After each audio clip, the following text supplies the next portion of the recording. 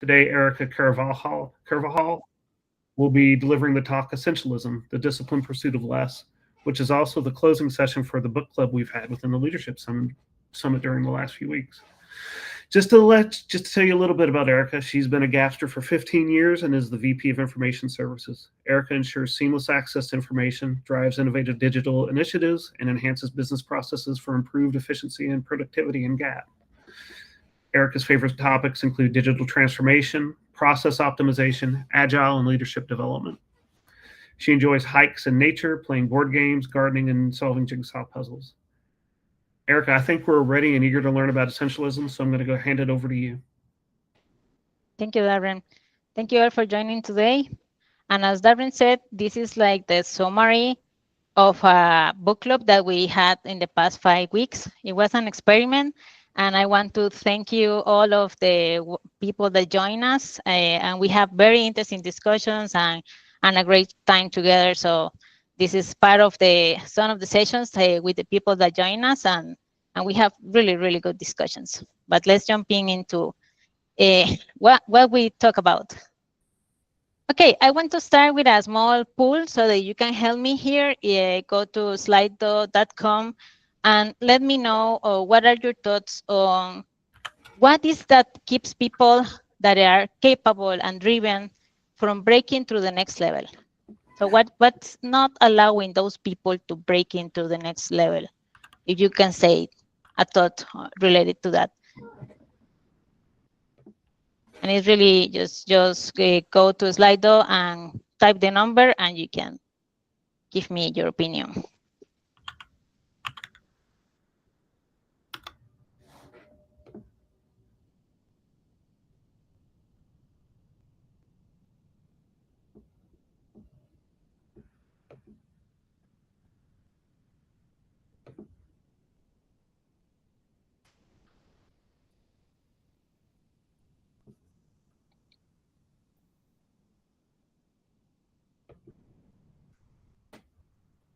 Okay, we have some participants.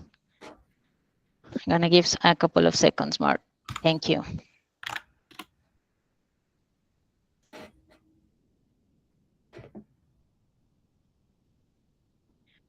Okay, I'm going to read some of those. It says, okay, fear is the one that is more people has opinions about it. Culture, focus, as you see, discipline, the lack of discipline maybe, lack of priorities, clarity, don't having a plan, persistent, comfort zone, partnership, priority, life's noise, distractions.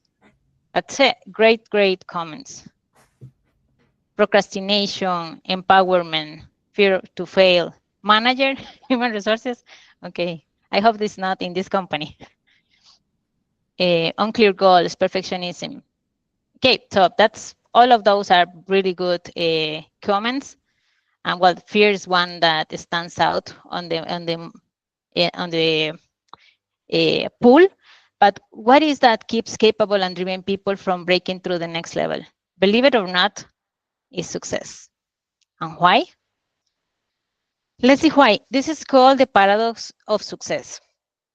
What happens when you have a goal and you focus on are focused on that goal?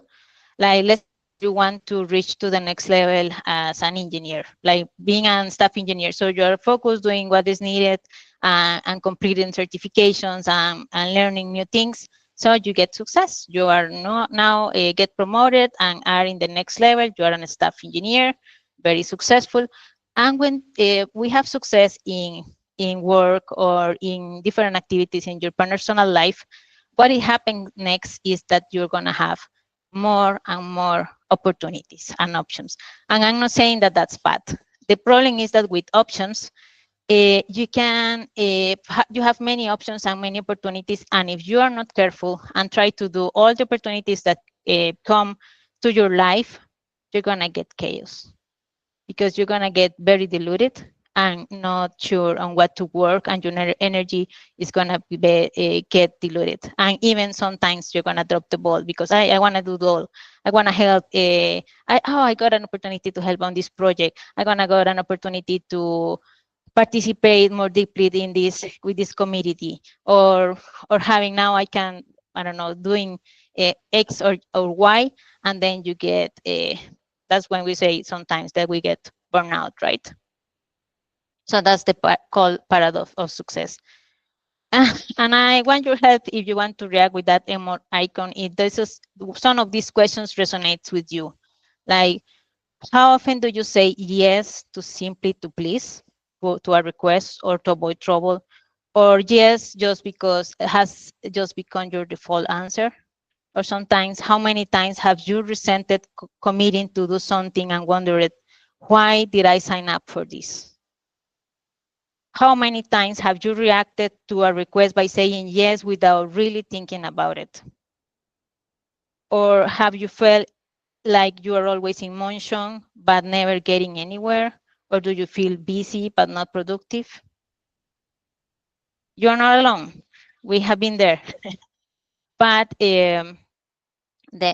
and what happens when we have that is that our energy get diluted. We are in many things at the same time.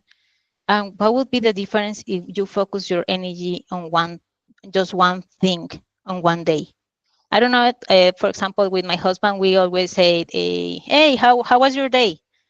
At the end of the day, and sometimes it's busy. And what have you done? I don't know.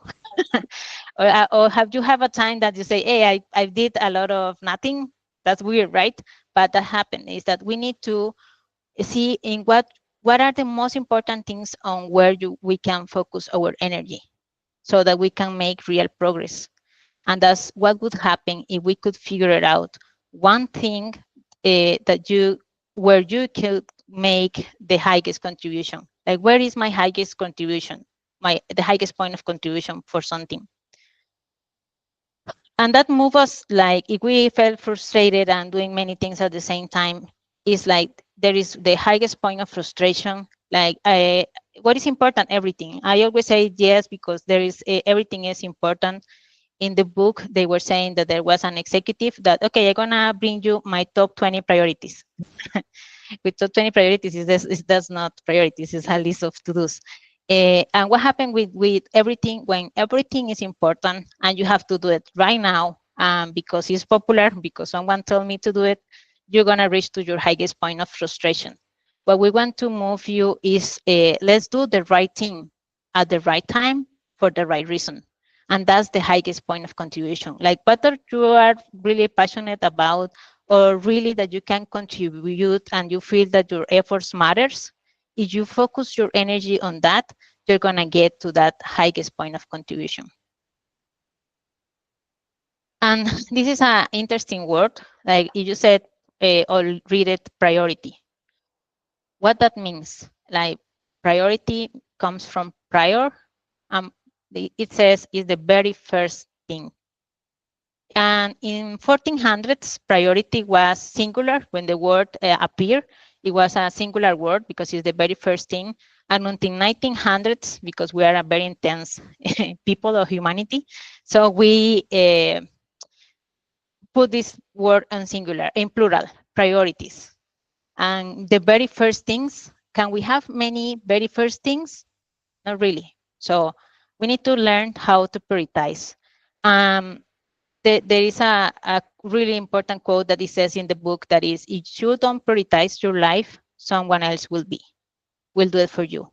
If you don't make the decisions on what to do, someone pretty sure is going to ask you to do something, and it's maybe not your priority, but it's theirs. So we need to learn how to become an essentialist. How to do it? Just use the most beautiful letter in the alphabet to learn the principles, the letter E. So it's explore, eliminate, and execute. So all the people with E name, you're on the right track. And let's see what that means. The first one is explore. Explore is how we prepare our mind and our body to discern the tribal many from the viral few. And this is a powerful quote from Pablo Picasso: without great solitude, no serious work is possible. And have you wondered, like, can you remember what it's like to be bored? We are in a hyper-connected area, life or era, And we always are with our cell phones everywhere. Or have you been in waiting for a line, or when you go to the bank? I'm happy that I'm truly honest that I'm happy that we can use the cell phone when we are waiting on the bank, especially here in Costa Rica. It takes a lot of time, but we always took our inlines in everywhere where we are hyper connected or overstimulated, so we don't take time to see our world around us. And explore is about that, to take time, to take space to think. um, and that's a really something really powerful and help us, because when you don't stimulate, uh, that lack of stimulation, what it does is that activates your imagination. So the lack of stimulation activates the imagination, and it helps to growth. So it's to help you to see more possibilities.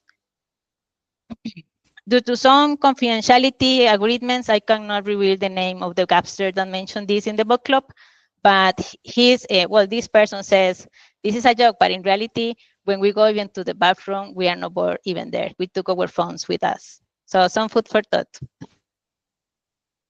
Then we explore. Okay, you have a space to think, to wonder. Another technique that you can use is journaling. I really like to do journaling, but it's like seeing like your life, like if you are a journalist, like, hey, what would be the headline if you can place a headline for this week? What would be that headline? Like, what is the point of the story? What is the headline of your day today? If you can say, okay, this is the title of the headline of my day. So because that's is going to help you to define patterns, or to see, okay, what's really mattered for me. Those space to think or journaling, even in the methodology that we use at GAP traction, is called clarity breaks. Like thinking what is important for me. Is incredible that we don't take time to write down or to think on those important aspects. Like, what is important for me? Reflect on your week, on your day, and every 90 days, see for parents, hey, what is this telling me? Like this journaling, like what I have been doing is important. I'm doing my highest contribution for the project, for my family, for the activities that I'm doing. So what is the highest contribution that I can do for the project, for the department, for GAP, or for my family?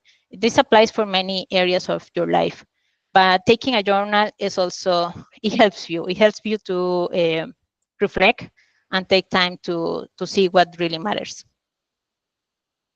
Okay, if you have a journal, another way to explore is to play, because play leads to brain plasticity, adaptability, and creativity.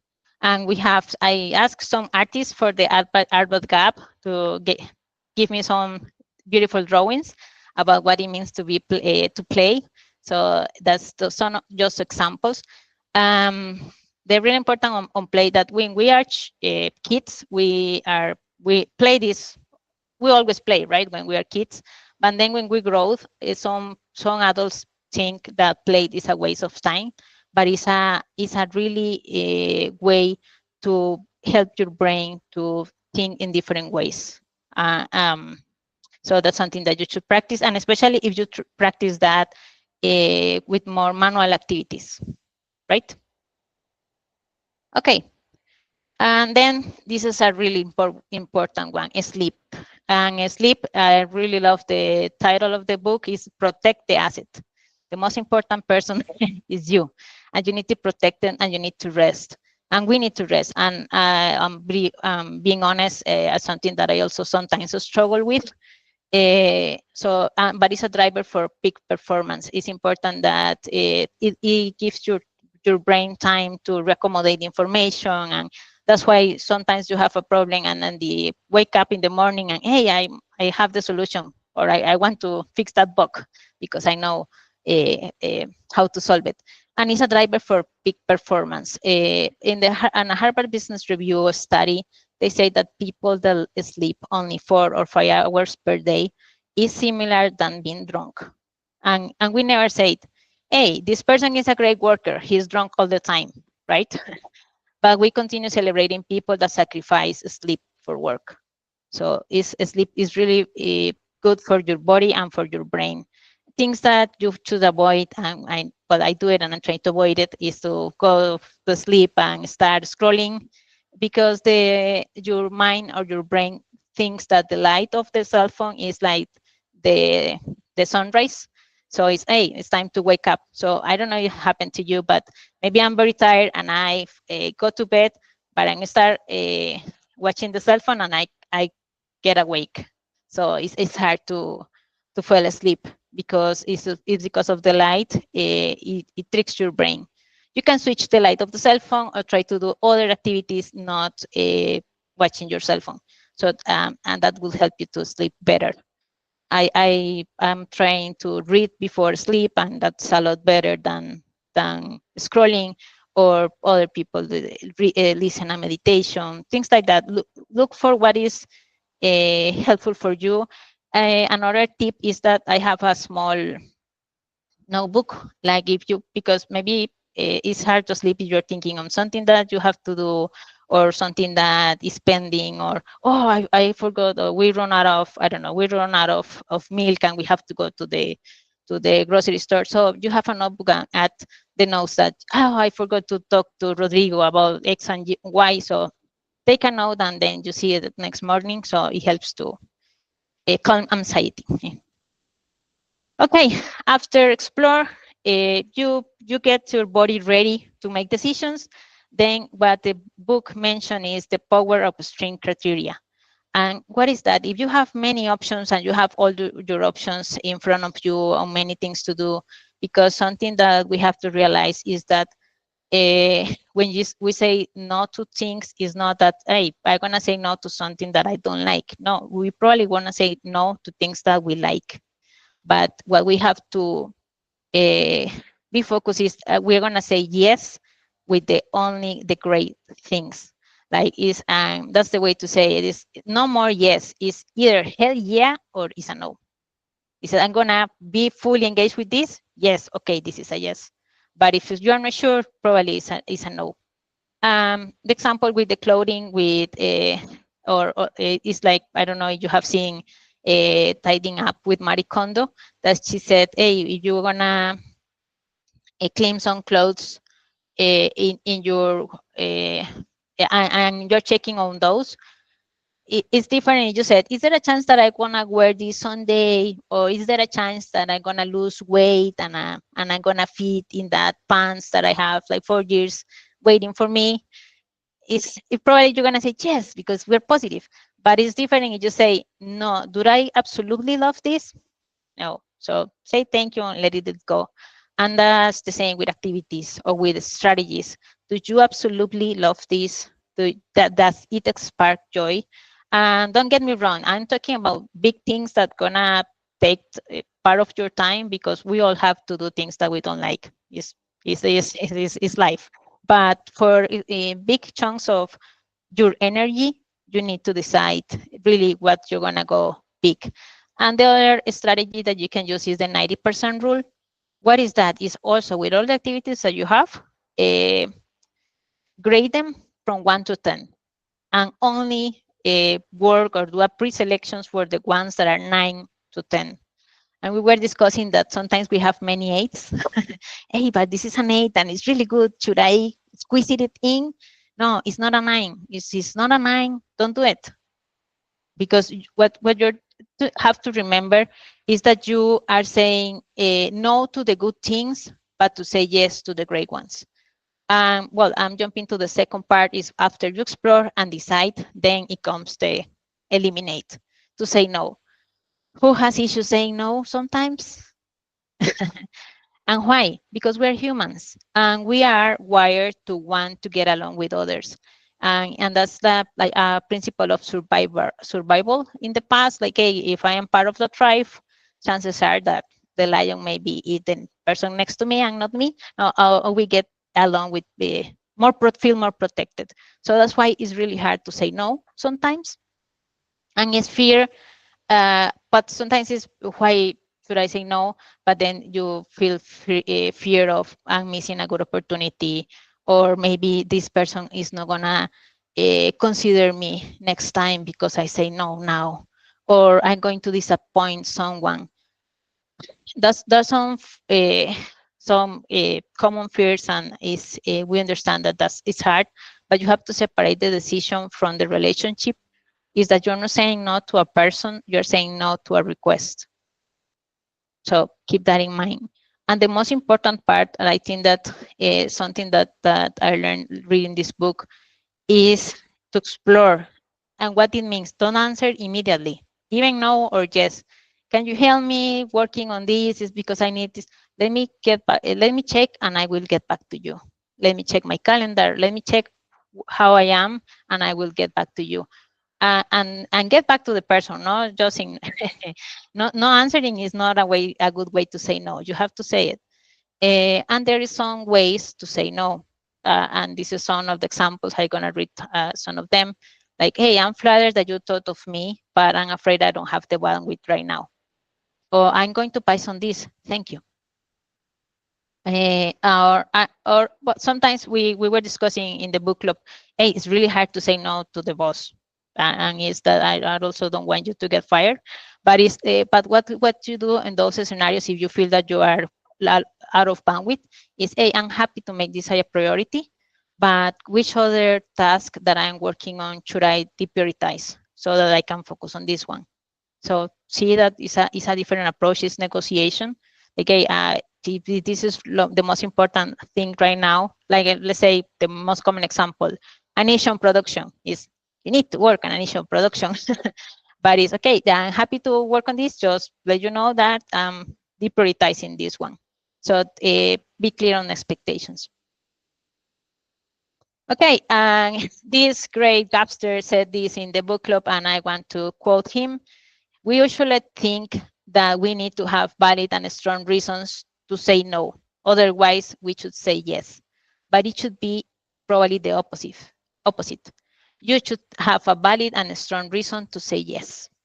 So it's the other way around, because it's like, I know because I have to do this and this and this. Sorry, because and we well, Latin America, we're perfect to making a big excuses. No, I cannot help you right now. But with yes, I'm gonna commit with this because and this and this and this. Okay, I have a lot of reasons that's why I want to commit. So great and powerful comment from Juan David.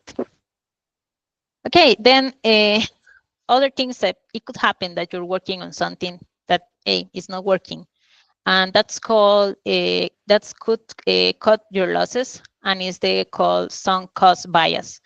And is that, and I can explain that one with, for example, with someone that is playing in a casino or with the coin machines, those machines, and they are losing, but they say, I know I'm gonna continue playing because I waste so much money that maybe if I play a little bit more, I'm gonna earn those things again. And that happened also with the Concorde. That was a supersonic plane in the past, and what they were trying to achieve is to make faster commercial flights from US to Europe, and they did it. The problem is that it was very, very expensive, but is I think the British government invest a lot of money on that, so they say we have to continue. How we make it work? How we make it work, because we expense too much money until there was a lot of money and they got broke. But it could happen with activities. I recall that some years ago we were working on I came up with an idea. Hey, let's do a 360 review for the projects, like get a deeper review on how is in quality, in technology, in all the areas that you can imagine. It was like 6 different areas that we review a project, and it was very deep and very. We got a lot of information from that, and guess what? The problem was that we took like 3 weeks to do one review, so it was very expensive. It's like the results versus the investment, it was a lot, so I have to cut it off or let it go, and it's hard. But sometimes it's, hey, we have to eliminate something that is not going to give us the highest contribution. And it's the same with activities or with something that you're doing that maybe is not working. And I know that sometimes we do, for example, even code, and we're working on a library and we love because it's your baby, but maybe your baby is old and is using old technology, or is an old parent that something else new is coming. It's time to let that go. And the endowment effect is something similar. That is something is ours, our initiative, like my initiative of the 360 review. You tend to overvalue that and undervalue things that are not yours. Like, hey, this is my baby. This is my baby is beautiful, right? And if you have that issue, or you're not sure, like, hey, maybe it's not that good. This strategy that I'm working on. Have someone. It says a listening partner that can tell you and give you a more objective view of what you're doing. So that's another way to eliminate, not only saying no to the things that you're not going to work on, but also see if you have to eliminate things that you're working right now. And then we come to the execution. Let's do some work. And see that execute is in the third place, right? So because, well, there is a dynamics. Well, it says energies. So people has different energies, and one of the energies is execution, like jumping to get things done. I'm high on execution. I like to do things, get things done, but I have to remember, or you have also to remember, to explore. Did you get some time to explore, to see, to plan is important, and to eliminate first? Then let's jump into execution. But before, we need to do the others too. And the most effective form of human motivation, guess what it is? Is progress. Why? Because progress, when you achieve something and get progress on something, or working on something, then you get momentum and you feel, hey, maybe I can do it. Maybe I can be successful with this. And then you get another small win, another win, another win. And that build your confidence and your faith that you can be successful and continue being motivated. And the two primary motivators for people is achievement. Hey, I do it. I was able to do it. That's a high, it feels good, right? Like, hey, I was able to finish this activity or to finish this strategy. You feel good. And also we feel good when we are get recognition for an achievement. And that's why you said, hey, why Gap is always pushing to recognize people and the praise wall and this and that and the awards. And why? Because it's important for you, even that you don't know. It will motivate. And if you can recognize achievement for someone else, it's going to motivate them. So don't waste that opportunity. And this is also on an execution. It's better to create small wins to do a force big win. And this is very agile. Like, hey, let's cut the things in small chunks until we get the achievement. Because if we try to do the most biggest thing all at once, we might get blockers and get tired. Another on execution is always checking for obstacles, remove what is the obstacles, and they again explore what is the obstacle that if I remove them, I can get the majority of obstacles disappear. So, okay, see what is blocking us or blocking me to make progress. If this one is the most important one, let's tackle that one so that you can continue moving forward. The other one is this buffer. Always leave space from the unexpected. I was telling the team that, well, I don't have just one priority for my quarter. I have three.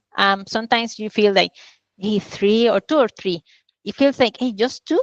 You're working just on two strategies? But always the unexpected is going to happen. So things, we have a lot of operative work, like the to-do things of every day.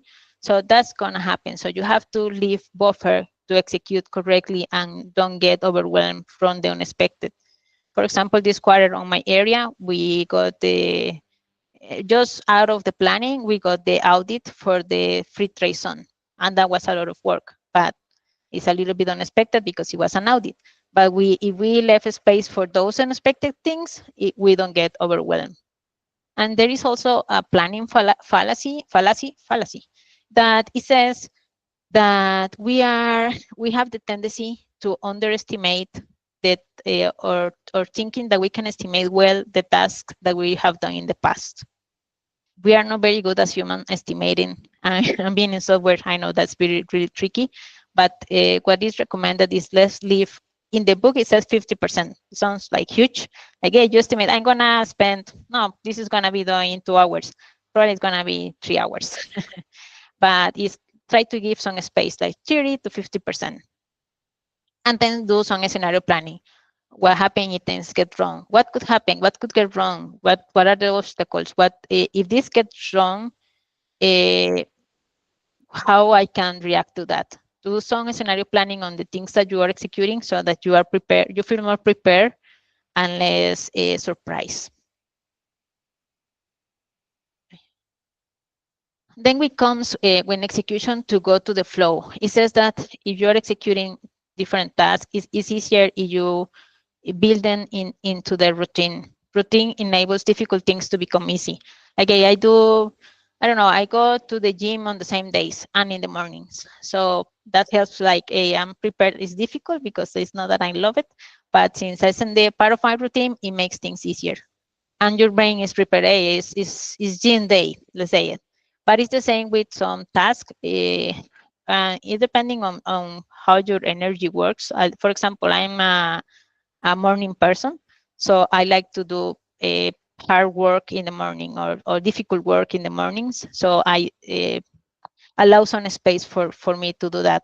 Okay, I gonna reserve this time on Tuesdays to work on certain tasks, so that I know that it builds the routine. Okay, hard work or specific strategic work in the mornings these days, so it builds the routine that your brain is getting ready to prepare on those. And humans are creatures of habits, believe it or not. So it's good if you sleep kind of close at the same hour, the same as getting awake at the same hour, and doing certain things at the same time. And you can connect the things that you're executing with habits. For example, on my case, I wanted to read a little bit more, some meditations in the mornings. Well, some meditations, read more. And what I did is to connect. I like to sit to have breakfast, even 15 minutes, but I need to sit to be sit, and having breakfast is like my ritual. So it's a routine that I have. But now I'm sitting, having breakfast, and reading a small meditation. And that's helped me, like, hey, now I'm reading 10 minutes per day, but I'm reading. And I read a lot, just connecting that habit that I already have with another habit. That's for another book, but that's Atomic Habits, but it helps with the flow too, if you want to explore that more. And then is focus. When you're executing, like, is to be focused. We also, as humans, tend to maybe our mind wander on what happened or mistakes from the past or what's going to happen in the future. But try it as much as possible to be present. Mindfulness, doing some meditations will help, but also thinking on, hey, what is important right now? What is important for me this week? What is important for me today? What is important for the project today? What I can also focus on the things that you can control. What I can control, where do my efforts matter? So you focus or be present. There is many people that maybe are in this meeting thinking on the next meeting. So focus on the present. Focus on what is important right now. And if you are focused, at the end you're gonna be more productive. And even because it's okay, I'm working on this, and because after doing all the process, so I know that this is really important. So you're gonna make more progress because you are concentrated. And they recommend that maybe switching between work and life, or switch or doing some pauses during the day. Like, I'm gonna move from this strategy to another thing or something. Like, do a small pause to be ready for the next one, right? He was saying that when, or you're gonna, okay, switch from work to family time, to say somehow. Like maybe do a big breath and then exhale, and it's okay, I'm exhaling the work day. Now I'm ready for my family. Things like that, it helps. And that's like your brain saying, hey, doing this kind of activity, allowing myself to move to something else. That's the framework. That's the three is explore, prepare your mind to explore what are your options, what is important to you, what are your highest contribution, and then eliminate and then execute. And this is an example of someone that lived an essentialist life, Gandhi. He fought for the rights of India, from the people from India. And at the beginning, well, of course, he was very successful, as you know, but he was getting success, and he even was offered the prime minister of India. So if he wanted a political position, he couldn't take it. But he decided to, no, I don't. He had many options, you can tell, but he decided to not go to that path, and decided to go and travel to around all India to listen the people of India. He was clear on what was important for him, on what was his highest contribution, and even he started to live a simple life. And with that decision that he made, they got the independence of India. So he changed the world, and he's a great example of being an essentialist. And maybe I'm not saying that, well, that you can change the world, and if you do it, awesome. But we all can live a life not just of simplicity, but of high contribution and meaning, that you can say at the end of your day, hey, I'm really proud what I'm doing, or I did today, tomorrow, during the week. Because maybe you cannot change the world, but you can. I'm pretty sure if you adopt an essentialist life, you can change yours. Thank you. Back to you, Darren. Oh, thank you. It's been a great book club. I've attended the sessions, and they've been fantastic. This was a great summary. I appreciate it. We've got some time for questions, so please feel free to raise your hands, or post it in the chat. We do have a question from Robert. He's asking, when talking about the 9 or better rule for making a hell yeah decision, when it comes to evaluating opportunities, how can we be sure that our scoring criteria are generally reflecting the true value of a decision? Ooh, that's a tough one. With so many dimensions to consider, do you have a method or regimen to ensure your evaluation process is both accurate and aligned with your essential priorities? Wow, yeah, that's a tough question. And well, since we participating in the book club, I was telling Darren, if someone of the book club wants to jump in and answer that question, especially that is a hard one, feel free if you want to say any comments. I cannot see the questions. Just 1 second, sorry. No, it's okay. It's fine. Okay. Yeah, I just see it. Yeah, I would say it's hard. We have to define your criteria. What is important for you, match to your values or to priorities. And I would use also what they mentioned, like having a listening partner. If I'm not sure if I'm doing the best decision, like, hey, can I trust on someone that can also give me advice? And I also do that sometimes. Is, hey, I'm thinking to pursuing this. Is that the right thing for GAP or for my career or for my department? So also, I would say that that's a way that you can get help, get advice from someone on the decision that you're making. And as an attendee of the book club, I do remember highlighting a section where he does lay out a like almost an algorithm for doing this. I'll type it into the chat, and it involved selecting minimum criteria options and 3 extreme criteria. I was curious if anyone in the book club had ever come up with those, because I haven't come up with it seems like it would matter if it was a personal decision or a business type decision. I'll type it in, but the guy did try to define some sort of a way to do so. But yeah, and I think the example was with like maybe recruiting, like what is the criteria that has to pass, like to have to be a good decision. Like this is my not negotiables. That's something that you can decide or help you to decide.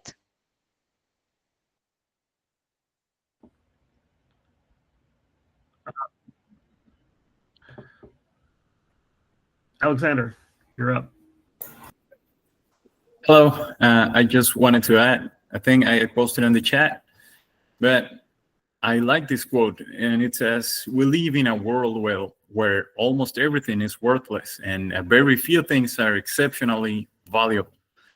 So at the end, it depends on you if what is actually that valuable for you, and you have to just discover and be able to discern what is vital from you from just noise on your life, and start making decisions around that, what is actually essential and important for you.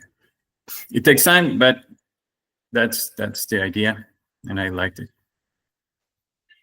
And something that I remember is also the Pareto rule, that it says that only 20% of the things that you do will give you almost the 80% of the results. So we tend to think because everything is important, we have to really get into the mood that not many things are important, just a few.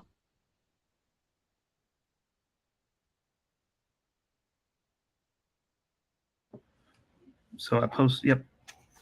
I did have a question for you personally. What's been easy to adopt from essentialism, and what's been difficult? For me, Yes. I would say saying no is the most difficult one. And time to explore is really helped me. I think that doing journaling is helped me to see or taking a space to define my week. If you saw my calendar today, you see that I have a space every Monday morning to do that, to see, okay, what's the things that I have for this week. I think that's one of the highlights that I have adopted as an essentialist, and that was good. And saying no is always a little bit awkward, but we have to learn. And something that in the book said that maybe I didn't mention is that we think we're going to disappoint people, but people respect when you say no. Instead of, it's not disappointing. Very true. I trust you. I'll try it. Cool. Marisol brought up the important, and I think this was in the book. If everything is important, nothing is important. Which, yes, very true. The singular priority versus multiple priorities. And Chris Smith asks if you have any suggestions on general journaling tools, and I'm curious what your journaling process is. Yeah, I'm not doing journaling on digital. I have a notebook, and I try to do it like at the end of the day, or having also at the beginning of the week, or like Sunday's night to reflect on my week.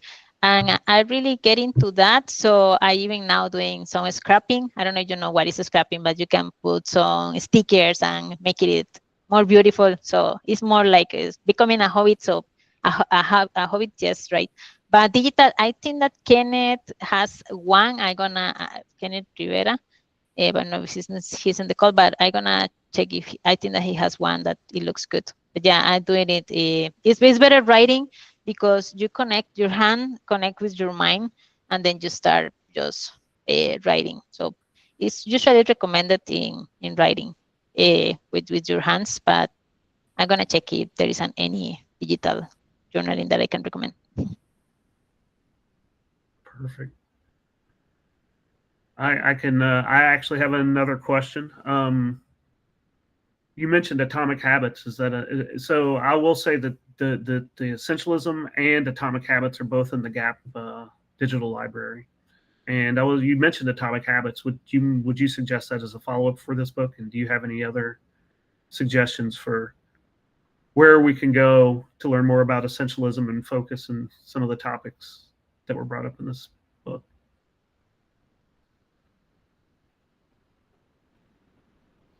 Well, that was saying day one is free. Yeah, I think Atomic Habits is a good one. I haven't read did work, that I think that could be another option. I want to read that one too. But yeah, Atomic Habits could be a following up, because it's things like how to be more productive, right?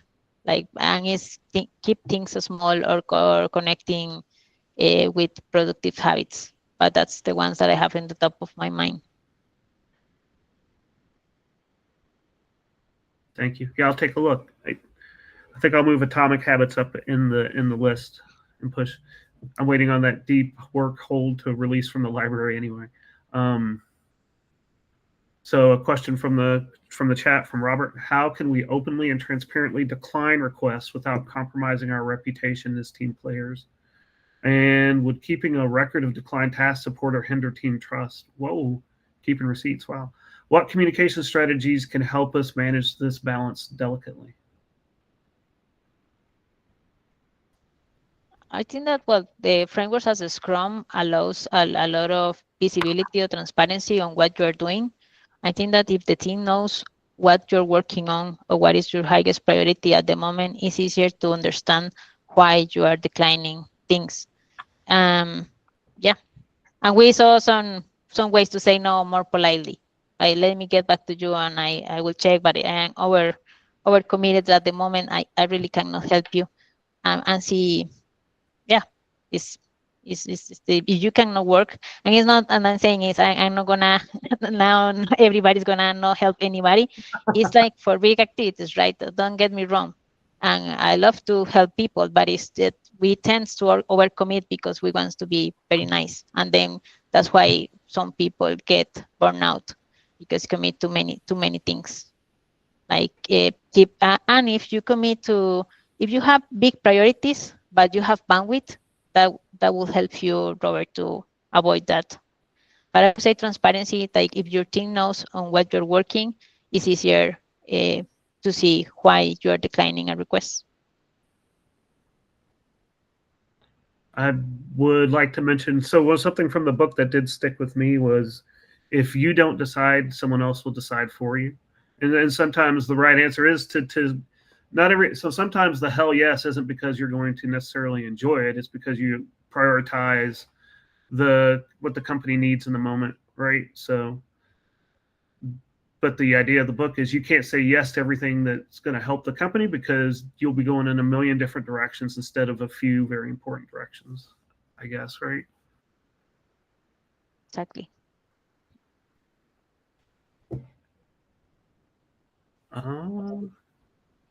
Mila suggested a digital journaling tool. Day one. That was the one that I was thinking. Thank you, Mila. Oh, and Yvonne's asking if you'd share today's slides, please. No. Kidding. There you go. Sure. Sure. We will share them.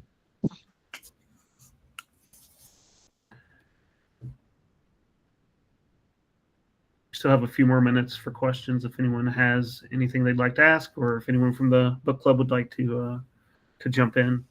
That was easy. Yeah, good saying no. That was a good demonstrating the job there. If there is a single priority we should take away from this call, what do you think it would be?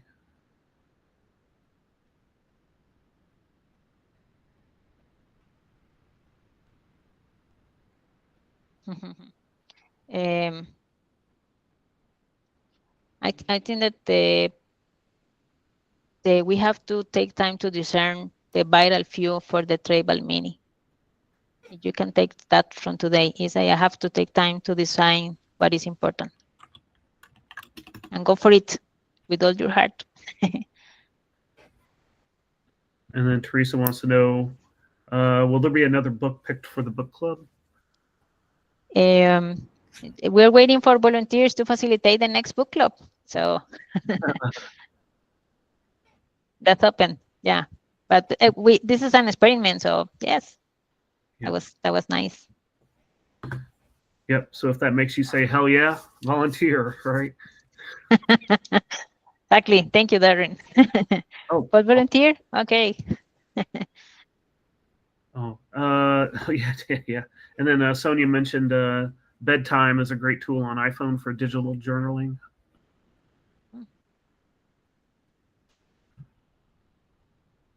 But write a notebook. You won't regret using. Well, I my letter is not that good, but it's good. The exercise from once in a while to get away from computers and screens.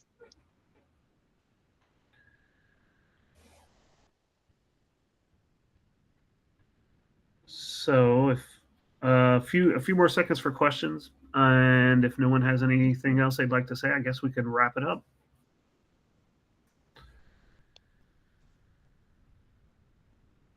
Yep, thank you very much. This has been a great series of book club get-togethers, and a fantastic way to cap it off, Erica. Thank you so much.